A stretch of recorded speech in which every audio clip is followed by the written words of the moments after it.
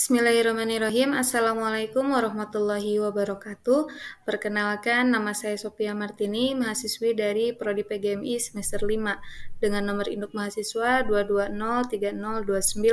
Pada kesempatan kali ini, saya akan memenuhi tugas pertama dari mata kuliah Inovasi Pembelajaran yang diampu oleh Bapak Ibnu Imam Al-Ayyubi, MPD. Baik, langsung saja ke soal yang pertama, yaitu apa yang Anda ketahui mengenai inovasi? Jelaskan dan berikan contoh secara empiris. Inovasi merupakan proses atau hasil dari pengembangan ide-ide baru yang kreatif dan berkelanjutan. Tujuannya yaitu untuk menciptakan atau memperbaiki sesuatu agar menjadi lebih efektif dan efisien. Jadi, inovasi tidak hanya berfokus pada penciptaan hal baru yang revolusioner, tetapi juga pada pembaruan, peningkatan, dan penyempurnaan hal-hal yang sudah ada. Dewasa ini, inovasi menjadi motor penggerak kemajuan yang memungkinkan individu, organisasi, atau masyarakat untuk berkembang dan dapat beradaptasi dalam lingkungan yang terus-menerus berubah. Intinya, inovasi merupakan proses kreatif yang mengubah ide menjadi sebuah kenyataan.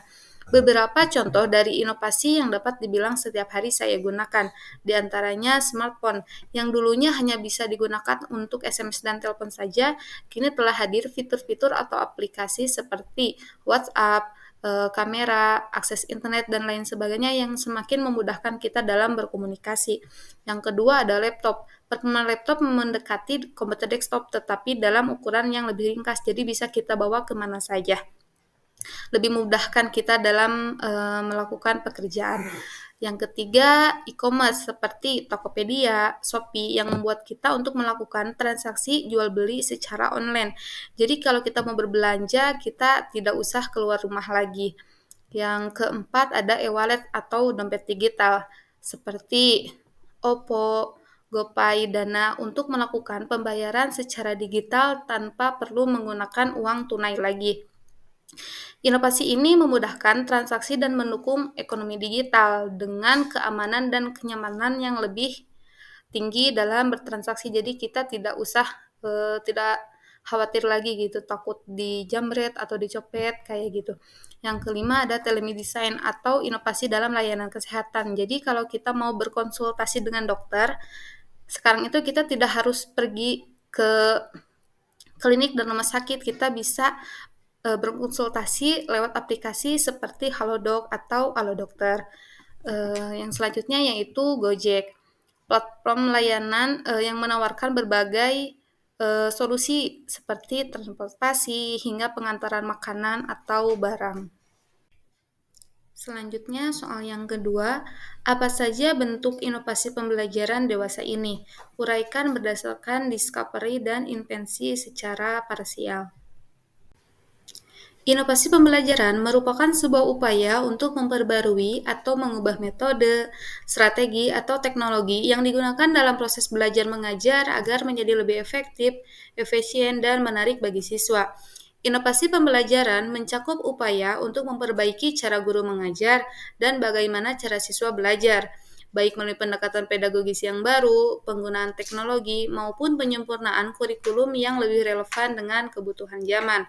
Dua konsep penting dalam inovasi yaitu pembelajaran berbasis discovery atau penemuan. Inovasi berbasis discovery melibatkan penemuan pendekatan, metode, atau strategi baru dalam mengajar yang meningkatkan efektivitas proses pembelajaran. Contohnya, yang pertama yaitu pembelajaran berbasis proyek atau project-based learning. Pelajaran berbasis proyek mendorong siswa untuk menemukan solusi dari masalah melalui proyek nyata. Siswa secara aktif terlibat dalam menemukan informasi, menyusun strategi, dan menghasilkan produk berdasarkan pengetahuan yang mereka dapatkan selama proses pembelajaran. Yang kedua, pembelajaran berbasis penemuan atau discovery learning. Dalam pembelajaran berbasis penemuan, siswa diberi kebebasan untuk mengeksplorasi dan menemukan konsep-konsep sendiri, baik melalui pengalaman langsung atau secara eksperimen. Jadi guru hanya lebih berperan sebagai fasilitator yang membimbing siswa dalam proses penemuan. Yang ketiga ada pembelajaran berbasis masalah atau problem based learning. Siswa didorong untuk mengeksplorasi dan mencari solusi terhadap masalah nyata, misalnya masalah dalam lingkungan sekolah atau dalam kehidupan sehari-hari. Yang keempat, ada pembelajaran inquiry. Siswa diajak untuk bertanya, mencari jawaban, dan mengembangkan pemahaman melalui proses investigasi. Jadi, sama guru hanya berperan sebagai fasilitator yang membantu siswa untuk menemukan jawaban atas pertanyaan mereka. Yang kelima, ada pembelajaran berdiferensiasi. Jadi, guru menyesuaikan pembelajaran untuk memenuhi kebutuhan dan gaya belajar yang berbeda-beda dari setiap siswa. Inovasi yang kedua yaitu inovasi pembelajaran berbasis invensi, yaitu inovasi yang benar-benar baru dan dibuat oleh manusia.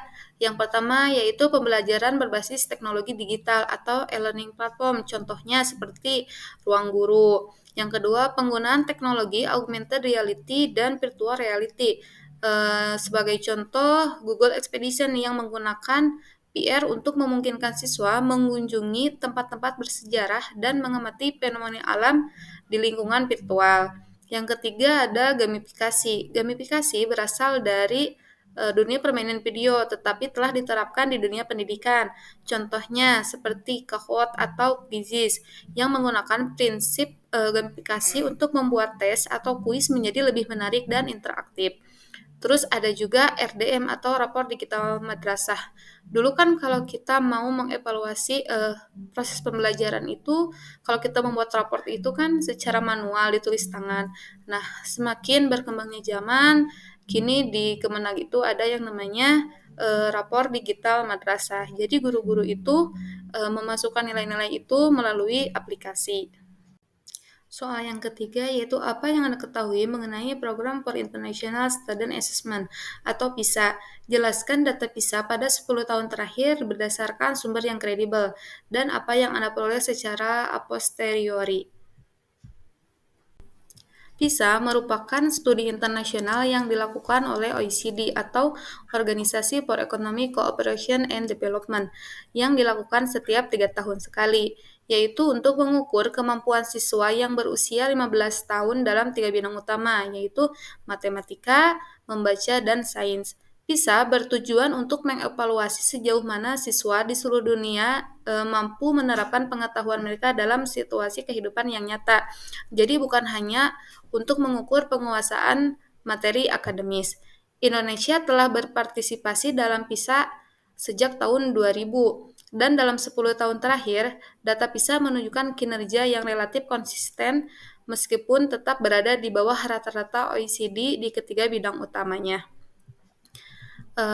Di sini dapat dilihat pada gambar hasil PISA tahun 2012, peringkat Indonesia yaitu ke-64 dari 65 negara yang mengikuti, dengan jumlah nilai matematika yaitu 375 dari skor rata-rata 494, membaca 396 dari skor rata-rata 496, dan sains yaitu 382 dari skor rata-ratanya yaitu 501. Nah, selanjutnya ada hasil PISA tahun 2015. Pada tahun ini ada sedikit peningkatan dalam semua bidang, terutama dalam bidang sains. Namun, peningkatan ini masih belum cukup untuk membawa Indonesia mendekati rata-rata internasional. Pada tahun 2015, peringkat Indonesia yaitu ke-64 dari 72 negara yang mengikutinya, dengan nilai matematika 386 dari skor rata-rata 490, membaca 397 dari skor rata-rata 493, dan sains 403 dari skor rata-ratanya yaitu 493. Pada tahun 2018, Indonesia performanya menurun, terutama dalam bidang membaca dan matematika. Pada tahun 2018, peringkat Indonesia ke-74 dari 79 negara, dengan nilai matematika 379 dari skor rata-rata 489, membaca 371 dari skor rata-rata 487, dan sains 396 dari skor rata-ratanya yaitu 489. Pada tahun 2022, hasil PISA Indonesia tidak banyak berubah dibandingkan tahun 2018. Hal ini menunjukkan stagnasi dalam peningkatan performa siswa. Pengaruh pandemi COVID-19 mungkin turut memberikan dampak negatif terhadap hasil ini, mengingat gangguan yang signifikan dalam proses pembelajaran, yaitu anak-anak menjadi proses pembelajarannya daring. Bisa dilihat pada tahun 2022 peringkat Indonesia ke-63 dari 81 negara dengan nilai matematika 366 dari skor rata-rata 472, membaca 359 dari skor rata-rata 476, dan sains 383 dari skor rata-ratanya yaitu 485. Berdasarkan hasil data PISA 10 tahun terakhir, terlihat dengan jelas bahwa Indonesia masih menghadapi tantangan besar dalam meningkatkan kualitas pendidikan. Meski ada peningkatan kecil pada tahun 2015, sistem pendidikan Indonesia masih sangat memerlukan reformasi yang lebih dalam untuk mencapai standar pendidikan internasional yang lebih tinggi. Kesenjangan dalam keterampilan dasar di kalangan siswa di Indonesia menuntut perhatian khusus, terutama dalam hal pendekatan pengajaran yang lebih efektif, akses pendidikan yang lebih merata, serta peningkatan kompetensi guru. Soal yang keempat yaitu jelaskan teori belajar humanistik dan konstruktivistik dengan diberikannya contoh secara empiris. Teori belajar humanistik menekankan pada pengembangan individu secara keseluruhan, baik kebutuhan emosional maupun kebutuhan psikologis. Fokus utamanya yaitu untuk memfasilitasi pertumbuhan dan aktualisasi diri. Teori ini didasarkan pada pandangan bahwa setiap individu itu unik dan memiliki kapasitas untuk berkembang dengan cara yang bermakna. Salah satu tokoh utama dalam teori belajar humanistik yaitu Abraham Maslow. Dan contoh dari teori ini yaitu pembelajaran berbasis proyek atau project-based learning, di mana siswa merasa didukung karena diberi kebebasan untuk mengeksplorasi proyek yang sesuai dengan minat pribadi mereka. Selanjutnya yaitu teori belajar konstruktivistik, yaitu teori yang menyatakan bahwa siswa mencari pengetahuan mereka melalui pengalaman dan interaksi langsung di lingkungannya. Pembelajaran ini dianggap sebagai proses aktif karena siswa secara terus-menerus mengintegrasikan informasi baru dengan pengetahuan yang sudah dimiliki sebelumnya. Salah satu tokoh utama dalam teori ini yaitu Jean Piaget. Nah, contoh dari teori belajar ini yaitu flipped classroom, di mana siswa di rumah itu sebelum pergi ke sekolah itu belajar dengan melihat video-video atau buku bacaan, kemudian nanti datang ke kelas itu diterapkan atau ditanyakan kepada guru dan teman-temannya melalui diskusi, proyek, atau eksperimen. Soal yang terakhir atau soal yang kelima, bagaimana masa depan Merdeka Belajar menurut pandangan Anda? Apakah hal ini akan berimplikasi terhadap dehumanisasi atau sebaliknya? Mengapa pandangan mengenai Merdeka Belajar hingga adanya guru penggerak di sekolah mesti menjadi syarat pada era kontemporer?